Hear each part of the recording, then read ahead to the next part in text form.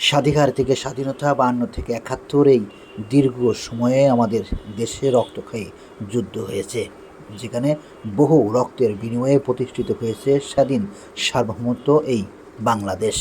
স্বাধীনতা যুদ্ধের পর বাংলাদেশের এই কুষ্টিয়া জেলার ঠিক প্রাণকেন্দ্রে এই স্বাধীনতা চত্বরটি নির্মিত হয়েছে, যা এখন জীর্ণ শীর্ণ ময়লা আবর্জনায় পরিপূর্ণ।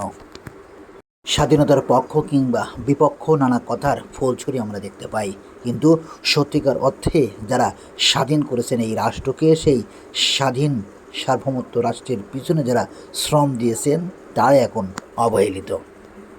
স্বাধীনতার ধোঁয়া তুলে বহু মানুষ ব্যবসা করে আর নির্দ্বিধায় দিন পার করে দিচ্ছে, অথচ এই কুষ্টিয়া জেলার প্রাণকেন্দ্রের এই স্বাধীনতা চত্বরটি আজ এভাবেই পড়ে রয়েছে।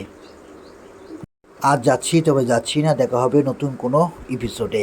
আর হ্যাঁ, এই ভিডিওটি দায়িত্বশীলদের কাছে যেন পৌঁছায়, সেই জন্য আপনাদেরও ভূমিকা যথেষ্ট থাকা দরকার।